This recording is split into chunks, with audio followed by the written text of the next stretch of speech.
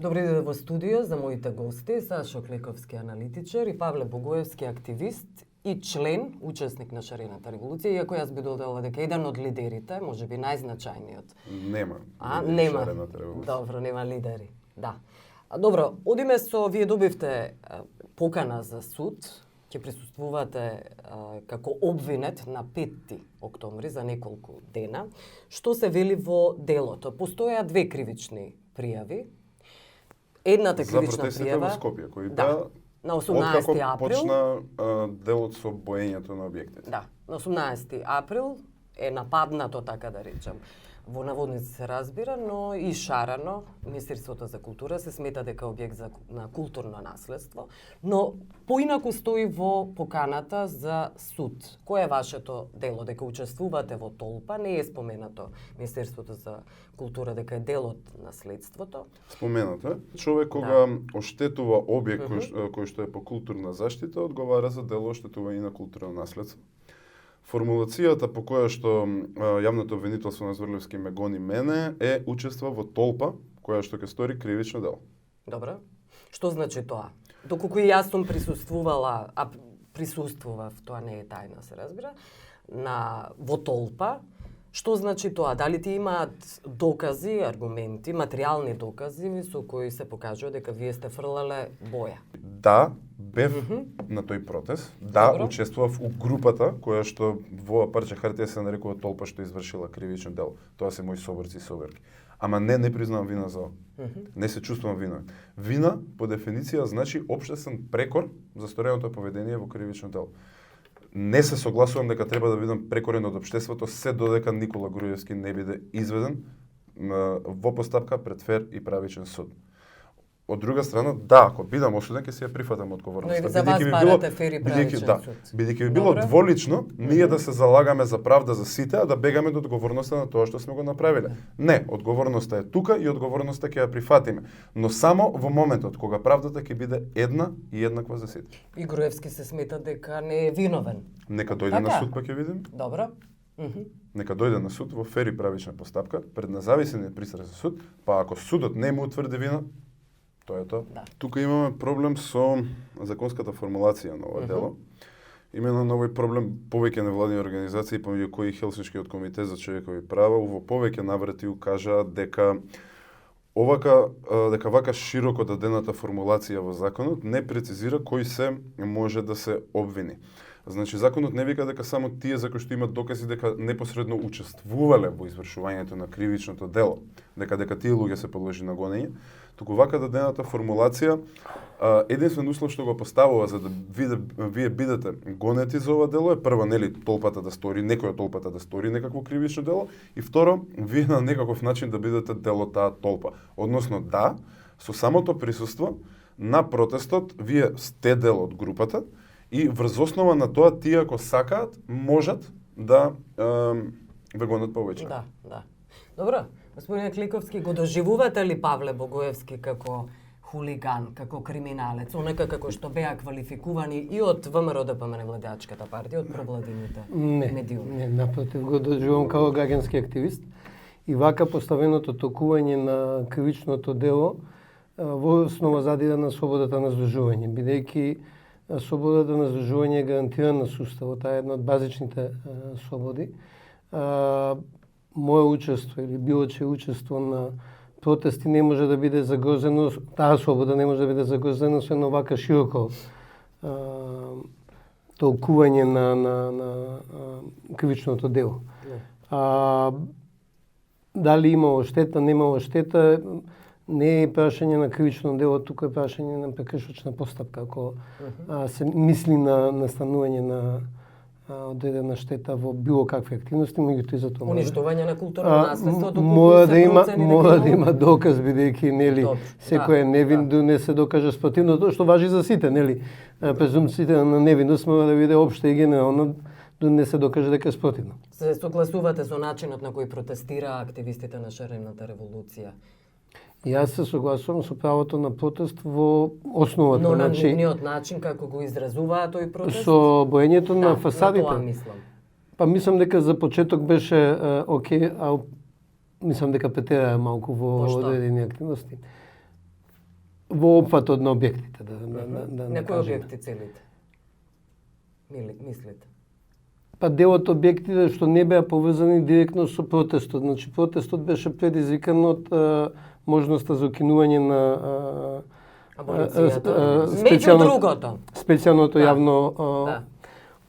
беше поврзана со специјалното јавно обвинителство. На кои објекти директно мислите? засегнати институции пред кои учествува се председателот на Републиката, Министерство за правда, Собранието, Тука би сакал ако може малку да... за собранието не гледам како учествуваше. жалите за барокните фасади, може би за триумфалната капија? Собранието нема барокна фасада. Не, па токму тоа говорам. А Дали тие има- жалите што беа тие? има амблем на цел? државата. Мислам, Да. мислам дека да не навлегуваме во детали. Мислам дека со Прометејво- Павле се согласувам. Неколку работи би сакал да потенцирам околу ова.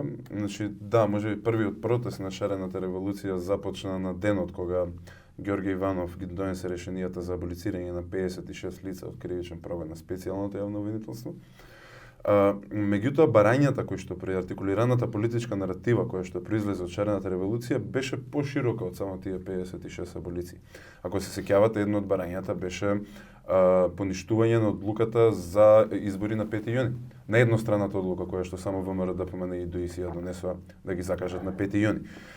Понатаму, формирање на ново оделение на специјално оделение во Кривичниот суд. Дури имавме на почетокот и барање дека преговорите за Македонија треба да се одвиваат во Македонија. Поради тоа, не знам јас по која методологија беа селектирани таргетите на шарената револуција. Што значи тоа Меѓутоа, дека не според мене, знаете? Некој друг центар одлучувал за тоа? Мислам дека начинот на одлучување е ирелевантен, колку што знам, поготово на почетокот спонтано се одлучуваше кој објект ќе биде. Постои некакво хоризонтално раководство во Да, шарената револуција и да, сите не односно, сте како што инволвирани, реков на односно почеток, немате нема- Да. одлучувачка моќ. Како што реков на почеток, немаше лидери или одлучувачи поединци Да. во шарената револуција. И според мојата перцепција, објектите кои што беа таргетирани, бидејќи поготово кога излегува принципите на шарената револуција, каде што првиот и основен принцип, тоа што ни го даде шаренилото, е дека оваа битка е битка против режимот кој што е олицетворен од Никола Груевски и од Али Ахмети. Вториот принцип дека ова е немирна, но истовремено и ненасилна битка. И третиот принцип дека никој нема право да го монополизира движењето, и ова се однесува како на политичките партиските субјекти, така и на непартиските субјекти од граѓанскиот сектор. Поготово у моментот кога излегува принципите. Битката против режимот доби можност да ги прошири облиците преку кои што се одвива. И да, можеби беа таргетирани објекти кои што не директно го засегаат специјалното јавно обвинителство или кои не Но ги директно засегаат граѓаните И тоа пред се. како го Ако е засегаат цел граѓаните? Скопје 2014, Министерството за очигледно е култура намерата. е олицетворение на милионските криминали кои што се случија преку Скопје 2014, така барем јас го гледам тоа. Добро, ајде кликов. Кој исто треба да се докаже на суд како претходните работи. Значи, мора да сепа го браниме началото на презумпција на невиност. На кого мислите во себе? На било кого. На учесниците во Не, шарените? во овој случај претпоставам дека мислите на Министерството за култура. На било кого, значи само да се вратам, значи не е прашање дали ми се свиѓа Прометеј или не ми се свиѓа. За мене е фундаментално правото да се протестира. Ако на Павле не му се свиѓа, негово право е да протестира. Не разбирате зошто е Ако- важен Прометеј како символ на корупција нема и на сите, криминал? нема на сите да ни значи исто. Вас што ви значи, например, Бидејќи Прометеј? тоа ќе биде еднумие. Мене ништо не ми значи. Ама не мора да ми значи ни тоа што му значи на Павле. Значи, не можеме да очекуваме сите ние да имаме исто значење на сите работи. Пошто иначе би било еднумие. Значи, ние мора да дозволиме дека Целосно имаме се согласувам. различно разбирање на различни работи. Значи, фундаментално право е на било кој да протестира за било што. Целосно се согласувам. Дали за со вас. Прометеј, дали за Скопје 2014, дали за едно или против друго, мислам, тоа е неспорно, без разлика дали ми се свиѓаат мене или не ми се свиѓа. Тоа што мене не ми се свиѓа што се шара во собранието, не значи дека некој нема право да протестира пред И да го собранието. шара. Фундаментално право е слободата на Здружување. здружување и протестирање. У суштина се согласувам со вас сосема. Рековте за презумцијата на невиност, да, тоа е основно начало на секоја правна држава. Рековте дека треба да се протестира, меѓутоа треба да се води сметка дека објектите имаат различно значење за различни луѓе и тука се согласувам со вас. Каде е клучната разлика и каде според мене е легитимитетот на начинот на протестирање на шарената револуција? Шарената револуција не излезе од никаде. Шарената револуција е логичкиот заклучок и след на повеќе од 10 години протестирање и различни облици на граѓанска активност насочени кон политиките на оваа власт. Јасно. Во текот од Мартин Нешковски, во текот на овие 10 години, ако владата на Груевски нешто покаже, е дека е апсолутно глува за било каков облик на граѓански дискурс. Груевски ни еднаш нема сменето политика без да мора. Првиот пат беше како резултат на студентските протести, вториот пат беше со данокот за хонорарците кога го повлече, што беше после 9 години негово владење. Ниту еднашка нема променето мислење како резултат на критички став од страната на граѓанското општество. Овој пат цената беше превисока. Овој пат стануваше збор за аболицирање на 56 лица за 216 кривични дела со што се негираше целото јавно обвинителство и целата потрага по правда. Дивиот Запад се нарекувал така бидејќи немало институции кои што ќе го гарантираат спроведувањето на нормите. Разликата помеѓу цивилизираните и нецивилизираните општества е во тоа што во цивилизираните има институции и систем кои што го гарантираат спроведувањето на нормите. Во Република Македонија сите институции се инструментализирани. Системот е крахиран до темел. И контролни механизми не смете да заборавите. Контролни механизми нема воопшто. Поради тоа на граѓаните не им остана ниту еден друг избор, освен можеби малку на поостар начин да изразат својата граѓанска непослушност. Да повторам, ненасилен начин. Немојте да заборавите дека првите два дена... Да, сакам да го потенцирам. Добро. Кликовски, вие не бевте дел од шарената револуција. Не. Зошто? Има ли причина? Не посебно. Никаква причина нема. Мојот став го изразувам преку пишувањето во Нова Македонија. Добро.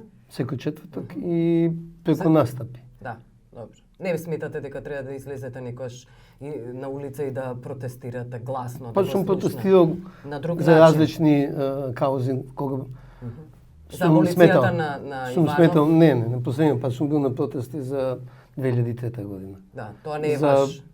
Тоа 8 не е април ваш. за правата на ромите. Тоа не е ваш стил. Па да кажем. Да, добро. Сега шарената револуција е веќе неколку години, неколку месеци е во жижата на интересот на јавноста, но особено стана се води расправа, бурна расправа околу тоа дали шарените треба да бидат дел на избирачкиот список, особено на СДСМ. Постојат контра, проаргументи. Вие сте еден од луѓето чие име се споменува, дека ќе бидете на таа листа како независен кандидат, предпоставувам. Тоа значи нека нема да биде на СДСМ, туку ќе биде некаква здружена опозиција. Постојат такви информации. Би сакали ли да бидете дел од таа листа? Личните желби тука не се. Воопшто значи не се приоритет. Многу е позначено што таквиот чекор би значил за граѓаните на Република Македонија за реформите кои што следат. Вашето име тогаш сака да каже дека би било ставањето на вашето име би имало голема важност. Имињата кои луѓе ќе бидат, дали ќе биде Павле Богоевски, Ирена Стериевска, Замир или било кој друг од луѓето што учествува во шарена, и тука имајте предвид дека шарената револуција и активистите во шарената револуција не се цели од граѓански сектор. Значи кога зборуваме за отварање на партиите кон граѓаните, зборуваме за влегување на граѓанскиот сектор во политичкиот живот. По дефиниција, граѓанскиот сектор е невладен сектор и не припаѓа таму. Но во Република Македонија работата е стигната до тој стадиум да ние апсолутно не можеме да се реформираме и да застанеме на своји нозе без сета помош што можеме да ја добиеме. А тука експертизата и непристрасноста на граѓанскиот сектор се клучни. Јас ќе отидам и уште повеќе. Не верувам дека имиња на граѓански активисти треба да се најдат само на избирачките листи. Искрено верувам дека граѓански активисти, припадници од граѓанскиот сектор, треба на некаков начин да бидат дел или да соработуваат со извршната власт, исто така, која што ќе дојде после 11 декември. Пред се и над се на поле на имплементација на итните реформски приоритети. Добро да ја контролира, да ја критикува, да ги помогне преиспитува со низините, експертизата, се не само разбира да да контролира и помогне. да критикува. Да, се согласувате ли дека за значајноста на ставање на шарените во опозицијската изборна листа, дека тоа би значило дебакл за Груевски. Значено прво да се ослободи политичкиот простор. Политичкиот простор е окупиран од сите 4 политички партии, кои ја ги викам големата четврка. ВМРО, ДПМН, СДСМ, ДУИ, ДП. Не треба се ставува Не се со знак на еднаквост, но меѓутоа зборам за 20 годишно искуство каде што системски се изградени два бедеми. Едниот е меѓу партиите и целиот останат политички простор или непартиските чинители. Второ, внатре во партиите направен бедем околу 4 партии. Се смени законот за референдум за да стане невозможно да има референдум во Македонија. Тоа го смени СДСМ, само да посетам после референдума за територијалната организација. Има еден куп отежнителни фактори да бидете независен кандидат. Значи, доволно да имате печат од најблентавата политичка партија и добивате автоматски просто предност, јас да се кандидирам за локални избори за советник, ќе треба еден куп луѓе да однесам во Министерство за правда подрачна единица да се потпишат лично и персонално дека ќе гласат, дека ме поддржуваат. И тоа во работно време. Значи, сакам да кажам, таму е направено скоро невозможно непартиски чинител лесно да влезе во партиите и внатре во партиите е направено скоро невозможно со изборниот законник да било кој од овие 4 партии направи било каков солиден резултат, а ако некој направи како Руфи Османи, има практични искуства дека на локалните избори се сдружија повеќе партии за да го слушат Руфи Османи, пошто овие 4 ќе бидат, нема да бидат други. Суштинско прашање за отварање на тој простор. Јас уште 2006 водевме оваа дебата дали од граѓанскиот сектор треба да се вклучат активно во политика и тогаш Звонко Шаверски, председател на Полиопус, каже едноставно, мене невладената организација не ми е мисија. Мене ми е мисија правата на луѓето со хендикеп. Дали таа мисија јас ќе ја остварам во граѓанска организација, дали ќе ја остварам на универзитет, дали ќе ја остварам во политика, во партија или како консултант, важна е мисијата. Е прашање на избор. Мислам дека е целосно легитимно да луѓе кои потекнуваат од непартиски чинители да одлучат од утре дента од некој ден да се активни партиски. Но дали сметате меѓутоа мора да расчистиме дека дента која ќе станат политичари, односно партиски припадници некакви, иако тоа не значи дека ќе станете партиски припадници. Ќе бидете дел од СДСМ. Малку се губи границата. Да. Ќе бидете дел од СДСМ, која е идејата? Тоа е прашање на персонализација да го ослободиме Повторно ако зборуваме за концепт, мислам дека идеалното решение е припадниците на граѓанскиот сектор да бидат дел од тој широк здружен фронт против режимот, но да не бидат дел од внатрешната структура на ниту едно од партиите, без разлика дали станува збор за 4 големи или за некој од помалите. Овдека е проблемот дека начинот на досегашно владење, тука се однесува како периодот на Груевски, така и периодот пред тоа, не смеме ни да бегаме од тоа. Начинот на досегашно владење од страна на партиите на власт предизвика за огромно рушење на довербата на граѓаните во партијата како концепт. И у моментов поради тоа се наоѓаме на еден крстот. Едниот пат е да дигнеме раце од партијата како концепт, да речеме дека секој од нив е иста, иако не се. Значи, одбивам било каква спореда помеѓу најголемиот криминалец и човекот кој што ги изнесе тие информации во јавноста. И исто така, кога зборуваме за 4 најголеми партии, земете у предвид отвореноста која што од тие 4 партии СДСМ ја покажа, поготово во последниот период од како се смени раководството кон граѓанскиот сектор, кон помалите политички субјекти и така натаму. И едната насока на тој крстопат е да дигнеме раце и да го повториме стандардното, јас не се замарам со политика, нека си ја тераат они работата. Овој пат цената е премногу висока. Политиката и тоа како не задира сите, и овој пат не смееме да си дозволиме да не се замараме со политика, бидејќи мафијашка структура, сме во сериозна опасност мафијашка структура да продолжи да ја води оваа држава. Се разбира доколку се докаже на суд дека се мафијашка структура. Добро. Втората насока од крстопатот која што мислам дека треба да ја земеме е да работиме на засилување на улогата на граѓанинот и на директната демократија во ова општество. Референдумот, ќе одиме чекор пониско, граѓанската иницијатива за поднесување на законски измени или за нови закони и така натаму, мора да се направат попристапни за обичниот граѓани. Спуштање на прагот на бројот на прописи, на подписи, менување на методологијата на собирање на тие подписи и така натаму и така натаму. Правење на цела држава во една изборна единица. Мора да може независен кандидат за пратеник или за градоначелник, за било што, да може барем да ја презентира својата наратива во изборна кампања. Со овака поставените правила, тој човек не ни може да стигне до изборна кампања. За прашањето ми беше... Значи, целосно се зговарам. Меѓутоа, тоа е прашање на политичка волја на која, значи, мојата ограничување на овој концепт кој Павле го заговара сега, дека луѓето од Червената револуција ќе се најдат на листата на СДСМ. На Сдружената опозиција. Окей. Тоа не значи дека Со е стриктно СДСМ. Ама печатот не СДСМ ќе биде или на кој да е. Пошто нема да биде со подписот на Павле, ќе биде со печатот некого. Здружена опозиција. Окей. Широк Поентата фронт, ми е дека ќе здружена бидат... веројатно ќе пише дека сте независен кандидат. Проблемот е со составени на- ограничувањето, ако не се случат системските промени Да. во законите, во изборниот систем, во законот за политички партии, каде што е скоро невозможна партиската демократија. Ние и во Хрватска и во Грција имаме избор на партиски лидери на директни избори на партиското членство. Значи, ако можат хрватите и грците, веројатно и ние можеме да ги отвориме структури. Зошто ово го зборам?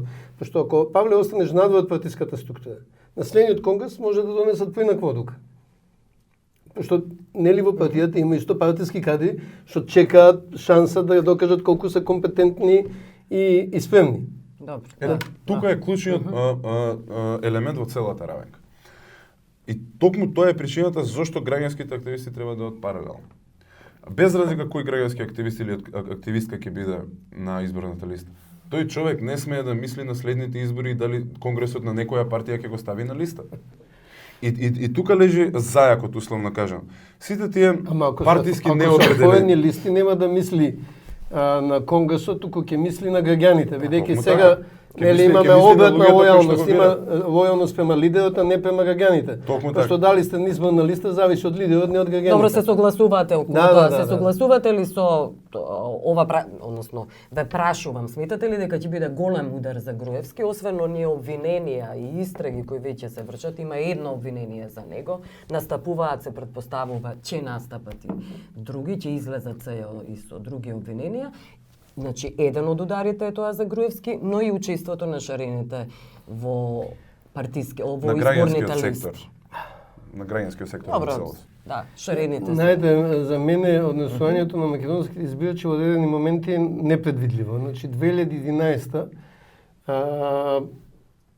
стратегијата на опозицијата беше сите заедно и која ќе ги получени од 2011 дека сите заедно волку гласови треба да донесат победа на следните избори. Така мислам дека 2011 ако се соберат сите опозицијски партии има повеќе гласови отколку повеќе парламентарни столчиња. Што имаше ВМРО ДПМН, ама они тогаш настапија задените. На следните избори настапија заедно сите заедно, меѓутоа резултатот не се повтори. Значи не се акумулира гласови. Значи однесувањето на гласачите не е секогаш до крај предвидливо, пошто има повеќе варијабли кои ќе влијат како ќе се одлучува. Дали колку внесувањето на етнички албанци на листите на СДСМ ќе привлече етнички албанци гласачи, колку етнички македонци ќе оддалечи. Мислам, има премногу непознати во системот да може да се каже дека да. Не ги споменувате партиските списоци на ВМРО ДПМН, заплашувањата, уцените, притисоците генерално, корупцијата кон гласачите, тоа не сметате дека е една од варијаблите. Еве да тргнеме во општина Велес. Вие очекувате да гласачи на СДСМ и на ВМРО-НП, кои 20 години се гледаат од другата страна на барикадата, затоа што нивните лидери седнале заедно и се договориле дека ќе настапат заедно, дека и гласачите ќе го следат потегот на лидерите. Не сум сигурен. Значи, не зборам за самостојни одлуки на секој гласач, пошто таму на микрониво во местните заедници, во заедниците има лични судбини, лични антагонизми, кои прашање како ќе се одржат. Да. За мене секако е исчеко ако една политичка партија реши да го спушти бедемот. Овој што го кажувам према непартиските чинители, бидејќи ние веќе подолго време имаме негативна селекција во политичките партии, пошто луѓето што сега да не бидам сватен арогантно и погрешно, меѓутоа многу луѓе кои имат кои се компетентни, способни, остануваат надвор политичките партии, бидејќи не се спремни по цел ден да седат во некој на изборен штаб. Јас сум бил и сум се излегол, бидејќи сум оценил дека низ друг тип на активности можам да бидам поцелисходен. Корисен, да. Добро. И последната пресконференција на СЈО практично покажа дека е невозможно всушност СЈО да функционира онака како што е. Имаме повторно случајот е наречен Трезор, повторно се враќаат, односно кривичниот суд одбива да ги процесуира, ги одбива всушност барањата на СЈО за одземање, за право за куќен притвор, одземање на пасош, замрзнување на имотот во случајов Ефинзи. Што сметате? Како ќе може СЈО да функционира без собствен, односно независен кривичен суд со кој ќе може да се соработува? Тоа е невозможно, се покажува. Јас имам поинаков став. Јас сметам дека сите институции се базирани на одреден консензус на граѓаните. Значи, клучно за функционирање на институциите, дали има одредена доверба или подршка во институциите. Јас имав можност да знам малку да го разгледам случајот на ДНА и Ковеси, значи специјалното обвинителство и обвинителката од Романија. Значи институциски пречки и јавни дисквалификации оценување се водат таму. Ковеси се дрзна да поведе обвинение против 4 од 5 главни национални телевизии. Можете да замислите какво оценува... Која црна кампања била? Која црна кампања е кога се засегнати медиумите, кои нели го кријат јавното мнење. Меѓутоа, Ковеси има подршка, доверба од 61%. Затоа што Ковеси покажа дека има капацитет, има еден куп стотици обвиненија од политичари, меѓутоа и не политичари. Сличен рейтингот и на СЈО. Генерали 63 мислам дека според највисоката 33 според Институт за демократија. Да. Подршката е 63%, довербата е од 30 до 38% во различни мерења и таа е релативно ниска во сегментот на симпатизери на ВМРО ДПМН. 67% на Ковеси довербата значи дека е крос-катинг, дека ужива подршка во горе-доле сите сегменти на општеството. Очигледно е дека се посвесни граѓаните во Романија, дури и оние кои се симпатизери на значи Ковеси покажа капацитет да има лапсено попови, што кај нас никој не би се дезнал. Има генерали улапсено, што исто кај нас никој не би се дезнал. Имаме со години незавршени поранешен премиер процеси. Роднини на председателот, која има предложено на Пасеско, ми се чини, секако против Понта има обвинение, кој во моментот беше премиер. И мислам дека демонстрацијата дека може да се справите со сите страни носи до таква, во Македонија 67% подршка има војската и црквата. Не знам друга институција со над 60%. Слична е подршката на СЈО. Да, сега повторно рековте подршка. Една работа. Доверба, се извинувам. Една работа. Да, 33% доверба според истражувањето од Институтот за демократија, што е институт основан од Георги Иванов, но и тие 33%... Во кој се Миша Попович и но и тие 33%... Марко Тушановски... Но и тие 33% се повеќе од било која друга државна институција. И би сакал сега да се врата малку на првото прашање. Дали СЈО ќе може да ја заврши својата работа додека нема во овие услови? Не може. Очигледно е тоа е повеќе од очигледно и шарената револуција е токму поради тоа. Значи да можеше и да почне да функционира нормално од моментот кога беше засновано, судовите да не прави обструкции, постапката ќе си тера, па дури и во фер постапка, да не се докаже вината на Груевски и на останатите, пеки во ред, постапката била фер, бил човекот пред суд, едноставно не успеале да го осудат. Но што се случува кај нас? Не можете да ми кажете дека институцијата која што наводно има консензус на граѓани, кој што консензус се заснова на избори кои се предмет на кривична истрага, и кога постапува толку различно како што е случајот сега. Немојте да заборавите дека одобрени првично за судовите, за кривичното деление на Основни суд Скопје. Не можете да ми кажете дека од 20 барања за притвор на Катица Јанева, каде што одобрено е само едно, кое што у првата прилика е преиначено, тоа е статистика од 5%. 2012 до 2014 статистиката на истите судови во Република Македонија за одобрување на барање на притвор од обвинителството на Зврлевски, знаете колку е? 99%. Од 717 барања, 707 се одобрени. Добро. Споредба не можеме да правиме. Добро, нека поради го тоа- каже својот став Кликовски. Дали Може да 99% е користење на притворот како казна, а не како инструмент? Воопшто не навлегува во тоа. Не, ама не- Туку едноставно реков дека како мерка судот одобрува.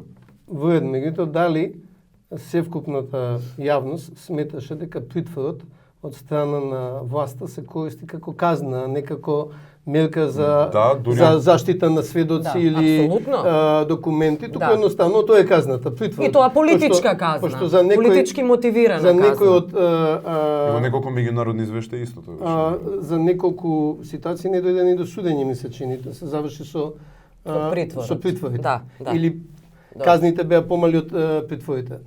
Прашањето ми е дали тогаш ние го гледаме притворот како казна, дали со изрекување на притворите е потребно за да се казни некој, или навистина сметаме дека ќе влијат на сведоци, ќе избегаат, Или ќе го повтора Да. делото. или како ќе го што повторат доказа. делото. Се разбира дека притворот не треба да биде казна, ама две компоненти имаме тука.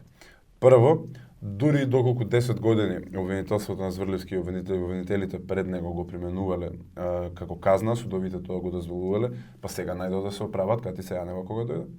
Меѓутоа во ред, треба да се оправат и не смее притворот да биде казна, треба да биде мерка. Втора работа, ако ги разгледаме основите, поготово основот за повторување делото, основот за уништување на предмети, траги докази од кривичното дело и можноста за бегство. Ајде да размислиме сериозно. Горан Груевски беше обвинет за уништување на опрема за прислушување. СЈО побара притвор, прво доби, па по жалба на обвинетиот, тоа решение беше поништено. Горан Груевски беше пуштен на слобода. Горан Груевски се врати и продолжи да ја врши функцијата. Кај него најдоа тефтери, кај него најдоа тефтери на новата истрага, обвинителите. првото обвинение, второто обвинение, првото кое што го објави СЈО против 7 функционери во УБК, се однесува за уништување на документација по одбивање на барање за притвор. Значи сега човекот има ново кривично дело. Повторување на дело. Да. Да, со обвинение, значи овде имаме нема притвор. класична исполнета основа. Да. И ова е само тоа што го знаеме, а кај се уништувањето на документациите кои што не ги знаеме. И не можете да ми кажете дека од својата позиција на највисоки носители на извршната власт и председатели и функционери на владеачката партија, тие не може да влијаат врз сведоците во постапката, не може да влијаат врз текот на постапката. Кога истите тие судии кои што одлучуваат потекнуваат од тефтерот нива. Добро. И мислите дека притворот ќе ги спречи да вршат притисок врз Повеќе отколку кога не би Барем биле нека на не ги притвор. уништуваат доказите. Не, Повеќе- мислам за ова Повеќе не можам да отколку- спорам пошто Да. не сум бил запознаат. Не, него следам обвинението случај е за на тоа, се Груевски. разбира треба да се докаже во суд, меѓутоа обвинението се однесува на тоа. Меѓутоа има Факт е дека доволно таа елементи документација за е судот да уништена. одлучи за притвор. Факт е дека таа документација е уништена. Колку што разбрав, СЈО го гони дека врз основа на устна наредба ја оформил комисијата која што ќе тоа введување на устна наредба во полициска постапка е сосема друга тема која што заслужува посебна емисија. Ама би сакал да се вратам на главното прашање. Поради тоа, за да може СЈО да работи, мора моje мислење и мислењето на шарена револуција да има специјално оделение во кривичен суд. Тоа се докажа дека не може да биде, ниту пак не може да представат обструкциите кон СЈО, се додека Груевски, односно дури отколку се повлече Груевски официјално како премиер стана Емил Димитриев, додека оваа структура е на власт, не може тоа да се случи. Поради тоа, прво на 11 декември мора да се случат не избори, референдум за Груевски или за Македонија, бидејќи нема трето решение. После тоа, откако структурата која што ги прави пречките ќе биде отстранета, треба прво да се преземат реформите кои што ќе водат до патот кон правдата, кој што рече Фатиме Фетај, патот кон правдата е еден и во случајот води преку СЈ, за да може СЈ да продолжи да си ја тера работата, ама тоа е само едниот сегмент. Тоа е сегментот на правда и тоа е сегментот на утврдување на вина за тоа што го направиле. Најзначајната работа е да се осигураме дека ниту една друга политичка партија или центар на моќ нема да биде во положба да го повтори ова што го стори Груевски. Тоа подразбира системски реформи. И поради тоа обединувањето помеѓу најголемата опозицијска партија, помеѓу помалите партии кои што сакаат да се приклучат и помеѓу непартискиот, односно граѓанскиот фактор е клучно, бидејќи реформи кои што се толку системски, без активно учество на сите инволвирани страни нема да бидат успешни. Добро. И последното прашање, одите на протести ако не профункционира воопшто СЈ, односно тоа не функционира, но ако продолжат обструкциите. Па последниот протест не беше протест, беше собир за поддршка. Повторно, не можем да зборам во име на цела шарена Но и револуција протестирате и за обструкциите во исто време, освен што ги Да, поддржувате. веќе кажавме дека ќе видиме секогаш тука. Будни. Кога секогаш будни ќе следиме и ќе реагираме во оние моменти кога власта со своето постапување ќе продолжи да биде преголема пречка за работата на специјалното јавно обвинителство. Добро.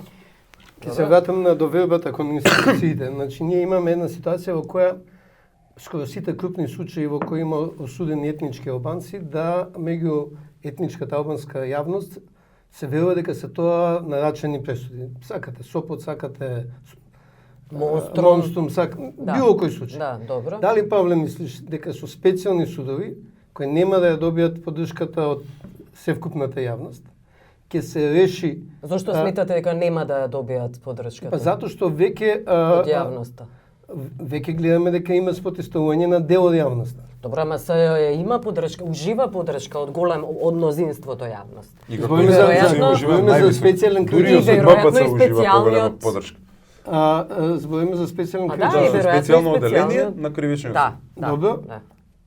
И дека тие пресуди ќе бидат прифатени од најголем дел од јавноста. Добро. Ќе видиме. Прво, Павле, причината ово ќе можеме зошто... експост Да, добро. да го збориме. Да, доколку Еве, во овој... Билјана ќе биде Да. фина, 2018 ќе не викне. Да. Добро, верувате дека на 11 декември ќе има избори? А дали на 11 декември, дали во март, некојаш ќе мора да Се има. согласувате ли со избори? Павле Богоевски кој вели дека тоа ќе биде референдум, всушност гласање против Груевски и за Македонија? Значи не Не стана знам дали збор ќе биде за Груевски туку кандидат, за мислам. Македонија. Треба да видиме дали Груевски ќе биде кандидат на изборите. Груевизмот, мисли пред се на груевизмот. Како општествена појава. Да. Како општествено зло секогаш велат шеревите. Добро? Ќе видиме. Добро. Добро. Јас благодарам што бевте гости Сашо Кликовски, Павле Благодарам на Богоевски. поканата.